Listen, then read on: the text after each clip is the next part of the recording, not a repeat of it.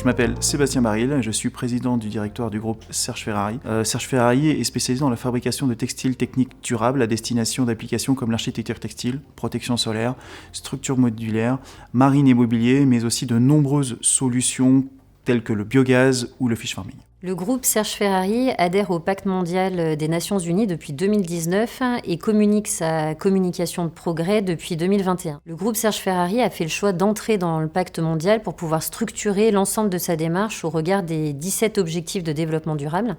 Ce que nous amène le Pacte mondial au niveau de notre stratégie globale, c'est d'avoir une vision à 360 sur des thématiques que spontanément l'entreprise n'irait pas adresser.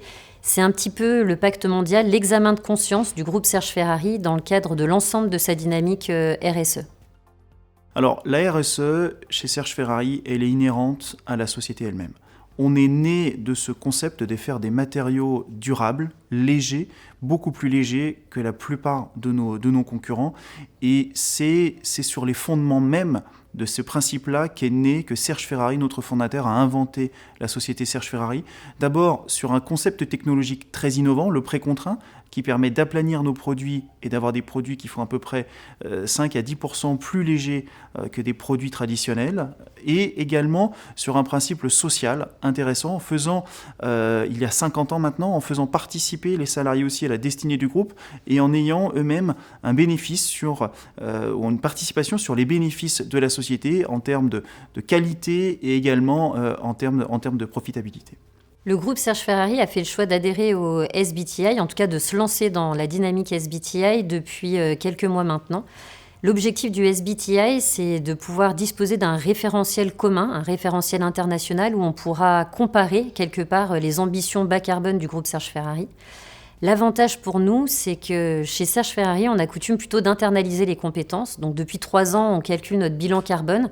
On a formé des personnels en interne pour pouvoir avoir la méthodologie bas carbone et maîtriser l'ensemble des modalités de calcul. Ce qui est intéressant avec le SBTi, c'est que ça va venir challenger notre trajectoire, la challenger de manière plutôt haute. On va beaucoup plus loin que les objectifs qu'on s'était initialement fixés. Le deuxième élément du SBTi, c'est que couplé avec la méthodologie ACT, le SBTi il va nous permettre d'analyser l'ensemble des risques et le modèle d'affaires de l'entreprise sous l'angle en fait du réchauffement climatique et d'imaginer en fait un nouveau plan d'action au regard de ce changement climatique. On est effectivement à un point de bascule, les années qui viennent sont très importantes. On n'est plus à se dire est-ce qu'il y a un réchauffement climatique ou pas. On en est tous convaincus, on est maintenant à se dire comment est-ce que nous, les entreprises, comment est-ce que nous, dirigeants d'entreprises, nous prenons notre part de responsabilité et nous soyons ceux qui doivent montrer l'exemple et qui doivent faire en sorte que cette transition soit la plus rapide possible. On a en ce sens le besoin d'amener tout le monde, le besoin d'énormément partager sur ce qu'on fait. On doit travailler aussi en système, en écosystème.